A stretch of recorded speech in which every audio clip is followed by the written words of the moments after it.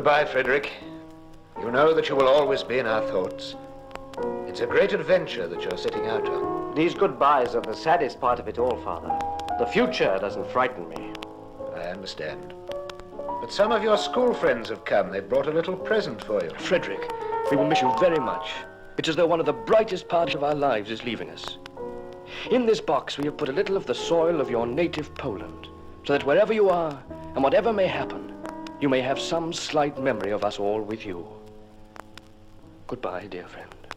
Goodbye.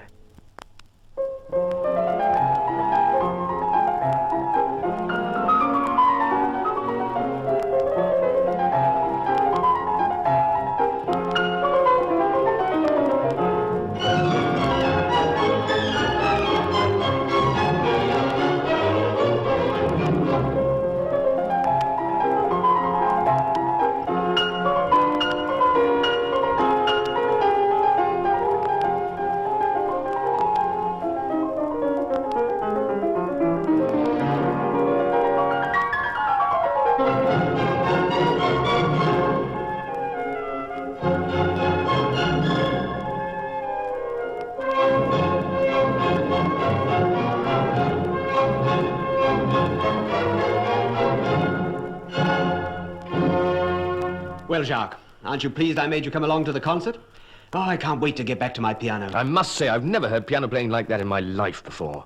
But it has the opposite effect on me. Makes me wonder why I ever tried to play the piano myself. What's the fellow's name? Oh, good heavens, that's typical of you. You spend a whole evening at a concert and you can't remember the name of the pianist. Perhaps, but I'm more interested in sound than in names. However, I can see you're bursting with information and you're dying to put me in the picture. Go on, then. Tell me everything you know about him. Well, his name's Frederick Chopin. He's a Pole, 22 years old, born in Warsaw. He was an infant prodigy and composed a lot of pieces for the piano when he was still very young. He played before the Tsar when he was 15, and 3 years ago he made a tremendous success in Vienna. Then he decided to come to Paris. I see. Well, it'll be interesting to see what he does in the future. I suppose, like anybody else, he needs a lucky break. Even the most successful of concerts isn't much good if it isn't followed up by something.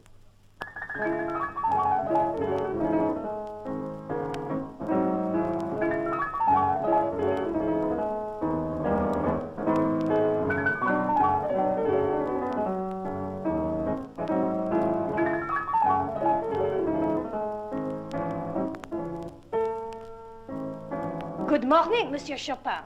Good morning, Madame Laurier. I hope you don't mind my saying so, Monsieur Chopin, but you've been looking very ill lately. Doesn't Paris suit you? Oh, Paris suits me all right. It's the most wonderful place in the world. It's a dream, and I never want to live anywhere else. But I've got to make a living, and that's not easy. Ah, yes. Tinkling away on a piano all day doesn't bring you a square meal very often, does it? It's all a question of tinkling away, as you call it, in the right place at the right time. I think I'd have a better chance in America. If nothing turns up for me soon in Paris, I think I'll go there.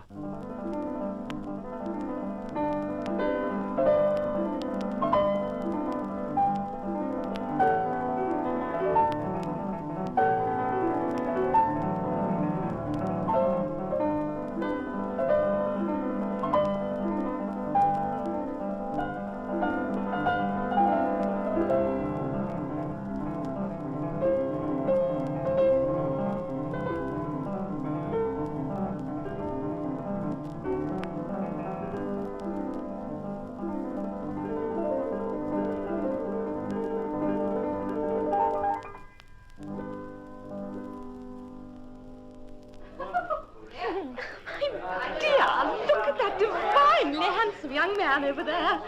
Do you know who he is? I haven't the least idea. I saw him come in with Prince Valentin Radziwill. Oh, that's funny. When you pointed him out to me, I'd have said he was a musician. Oh, look, the prince is taking him over to the piano. If his playing's up to his looks, it'll be worth listening to. Yes. You know, my dear, we've been having such trouble with the servants, you can't imagine. First of all, there was the trouble with the first footman.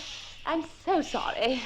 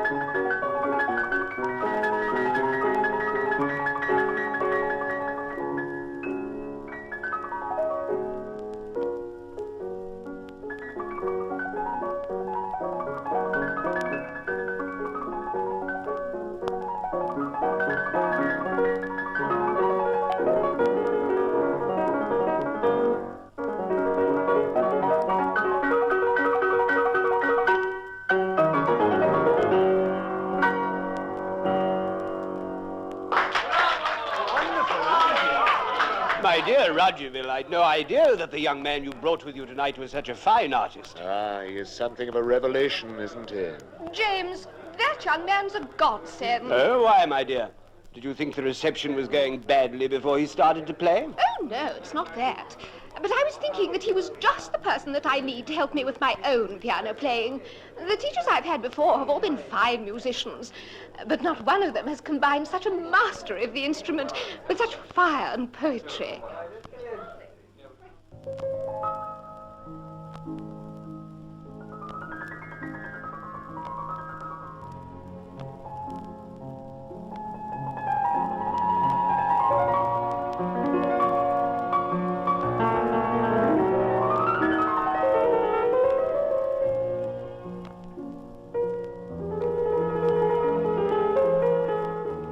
Dear Father, I've had the most wonderful good luck. I'm now accepted in the highest society, and if my health doesn't let me down, I'll be able to earn a fortune with my compositions, my lessons, and the occasional concerts I give. The list of my pupils' names sounds like one taken from the most distinguished court in Europe. But let me describe my new flat to you.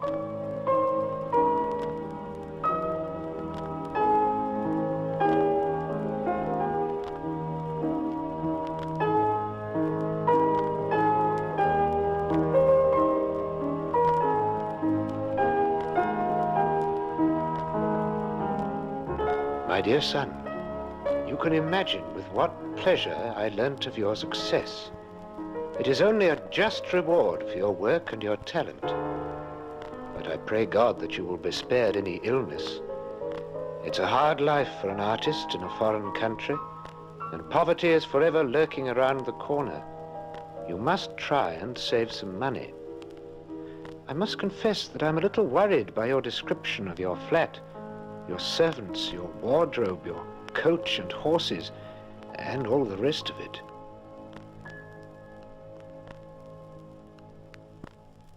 Pupils, pupils, pupils! Oh, but I suppose I shouldn't say anything ill about them. They do make it possible for me to live. Here comes one of them. I wonder what will happen to her. Good morning, Monsieur Chopin. Good morning, madame. What are you going to play for me today? I've been practicing some Bach and a sonata by Mozart. I'd like to hear some scales first, then some arpeggios. Scales and arpeggios? I never dream of practicing those. I leave that sort of thing to my children. Do you? Madame, your lack of musical feeling is matched only by your stupidity. Do you think I'd tell my valet to practice my scales for me? Go to the piano and play the scale of B minor 4 octaves.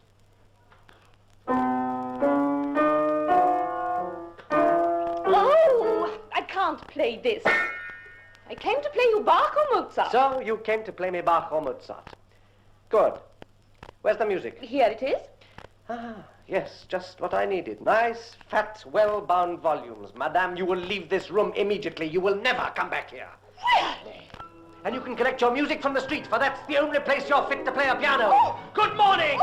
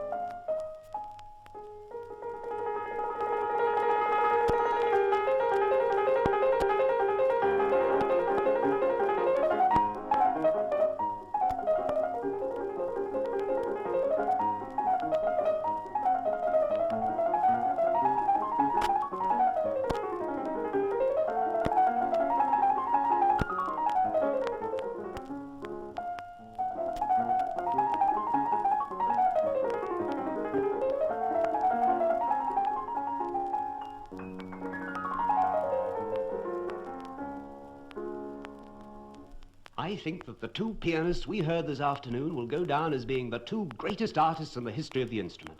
In 100 years' time, their names and music will be familiar when almost everything else from our time will be forgotten. What do you think, Jacques? Perhaps you're right. They're both extraordinary performers, and they both write magnificent pieces for the piano. You're a pupil of Liszt's, Jacques. Tell me, what does he think of Chopin? Well, there's no jealousy, if that's what you're thinking of. Liszt is full of praise for Chopin's playing. Why is it that Chopin plays so little in public? More than anything else, it's a question of nerves. Any public appearance takes it out of him, and more than you would imagine. He has said himself that the public frightens him. The sight of all those people waiting open-mouthed to hear him perform deprives him of his powers. In spite of his nerves, his playing is magic. I wish I could hear him more often. Anyway, since he came to Paris, he's certainly established himself as one of the leading personalities in the artistic world. Yes. He's even attracted the attention of Georges Sand. She's a wonderful writer, but... Yes, I know. Woe betide poor Chopin as she falls in love with him. She's bound to. He's handsome, talented, sensitive, and charming. About the most romantic man one could imagine. He's got the pale charm of a man who looks as though he's dying.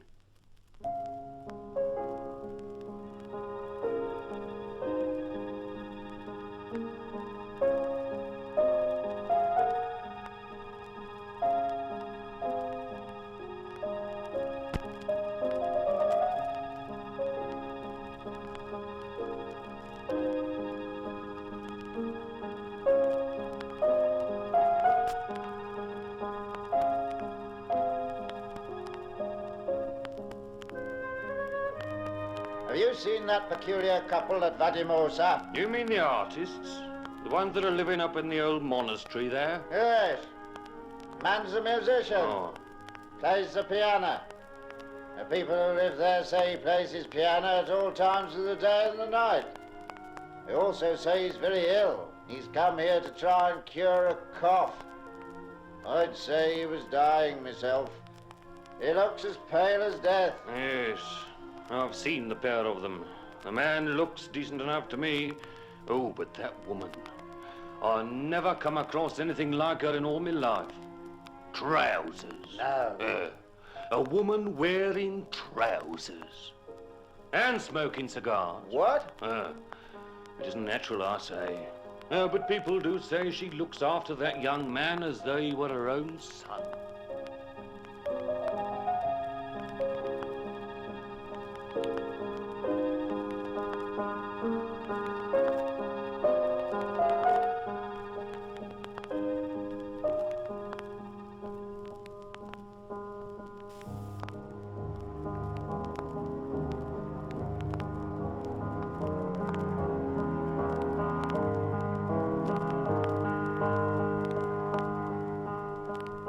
I can't stand this place any longer. I came here to try and improve my health. All I meet is rain and loneliness. And my health gets worse every day. I've done all I can for you, Frederick. But it's no use our staying here any longer, if that's how you feel. I don't know how I feel. I know you've looked after me. But why do you have to leave me alone so often? What happiness is there for me when I'm left alone like that? This place is good for neither of us. I don't think we were meant to live alone together. You need people around you. People to shout at, people to show off to. I need my friends to shout at and my friends to show off to. It's as though we'd both condemned ourselves to prison by coming here. Prison. Life's a prison. We all have to find our own escape.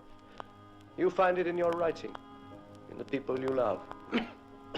I find it in my music. I'm sure of one thing. There's no point in our staying here any longer. We'll go to my home at Nohant. We can go back to Paris later in the year and take up our old life again. I'll make arrangements to go back to France straight away.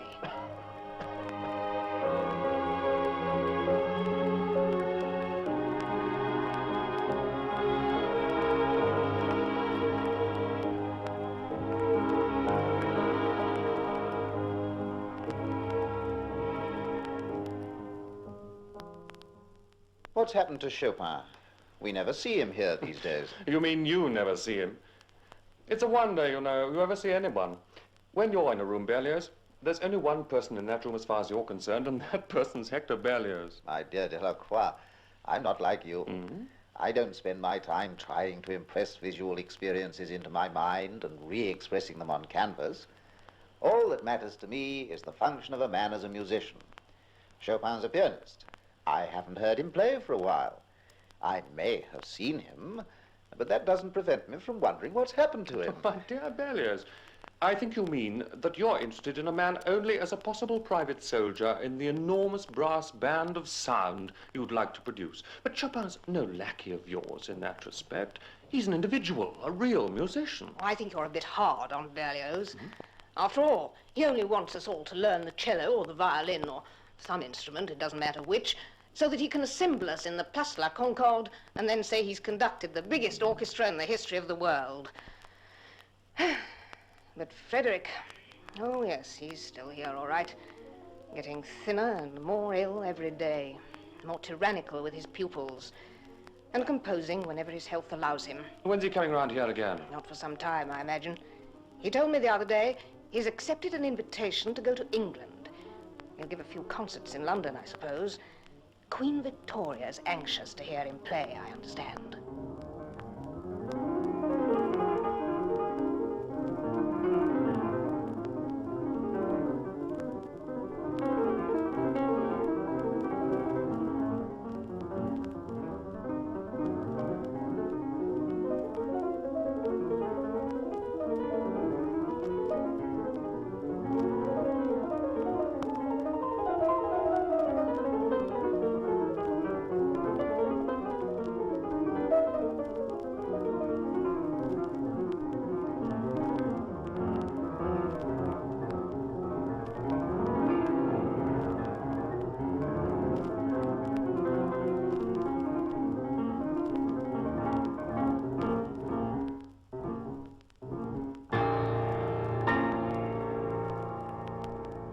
Frederick. My dear friend. Well, I didn't expect to find you here in London. Not the sort of place for you. Nor for me either. They even have fog here in summer. Yes, it's a terrible climate. But I've been well received by the people here. The Queen was apparently quite charmed with my music.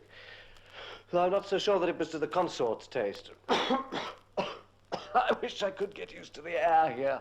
You never will. You sound very sure about what you say.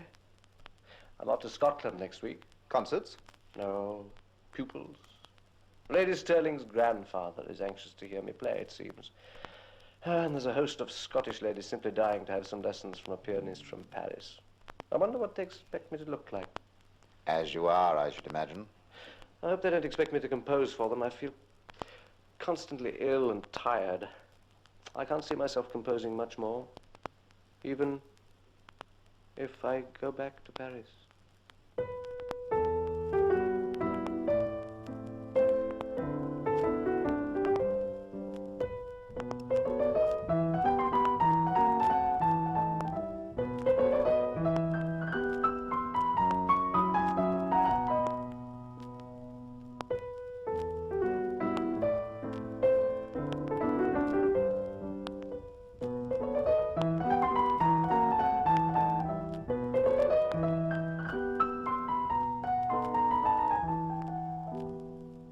My dear sister, thank heaven to be back in Paris again. Paris, dear city. I know perfectly well that I've come here to die. And I never went back to Poland. I think I've even forgotten the songs of my country. I'm longing for my home in the house I came to when I was still a boy. Dear Ludwika, come to your brother. I would like to have you with me.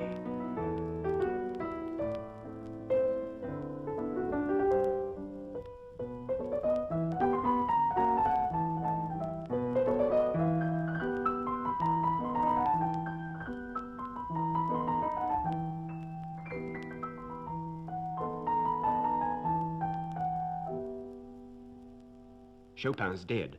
Did you know? Yes, I heard from one of my pupils. I suppose they'll start writing his epitaph now. Frederick Chopin, 1810 to 1849. But what next? The best epitaphs were those made during his lifetime. Remember what Mendelssohn said about him? Yes, the Prince of Pianists. And Schumann. The sadness of his music reaches the very depths of one's heart. Only we who saw him during his life will know of his charm, the majesty of his playing, and the tenderness of his soul. I don't think you're right. Those who listen to his music can probably know as much about him as we do. Perhaps even more.